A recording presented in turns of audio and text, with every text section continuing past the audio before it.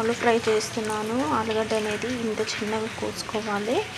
కోసుకున్న తర్వాత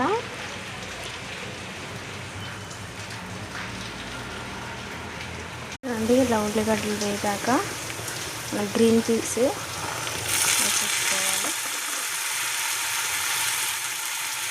ఫస్ట్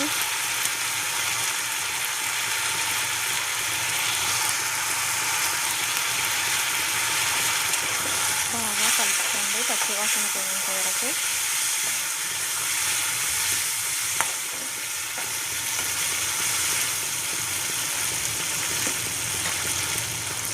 కాక పాలు కట్ చేసి పెట్టుకున్నాం కదా,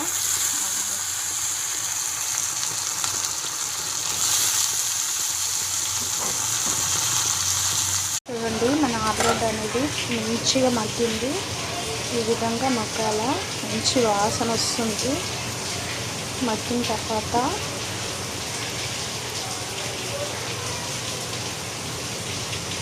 కొంచెం కారం, మేమైతే స్పైసీ తక్కువనే తింటాము ఎందుకంటే పిల్లలు తినరని. మీరు ఎక్కువ తినేవాళ్ళైతే ఎక్కువ వేసుకోవచ్చు. మంచి వాసన వస్తుంది. ఈ విధంగా కలిపేసుకొని మీడియం ఫ్లేమ్లోనే ఈ ఆలు అనేది ఫ్రై చేసుకుంటే మనకు టేస్ట్ అనేది చాలా బాగుంటుంది.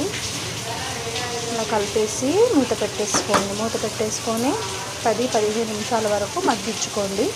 మన ఆలు అనేది చాలా బాగా మగ్గింది. ఆలు బఠానీ కర్రీ చూడండి, ఈ విధంగా ముక్క మగ్గిస్తే మనకు లోపలికి పోవాలా. తర్వాత కొంచెం కరివేపాకు, ఒక చిటికెడు కసూరి మేతి వేసుకోండి. ఇలా రబ్ చేసి చేతికి రబ్ చేసి వేసేసుకోండి. ఇలా వేయడం వలన కసూరి మేతి చాలా టేస్టీగా ఉంటుంది. ఈ ఆలు బఠానీ కర్రీ ఒక్కసారి ట్రై చేసి చూడండి, చాలా టేస్టీగా ఉంటుంది. మన ఆలు బఠానీ కర్రీ చూడండి ఎంత బాగా వచ్చిందో. ఒక్కసారి మీరు ఇలా ట్రై చేయండి. థ్యాంక్ యూ అండి చూసినందుకు. మన వీడియోని లైక్ చేయండి, షేర్ చేయండి, సబ్స్క్రైబ్ చేసుకోండి. Thank you for watching.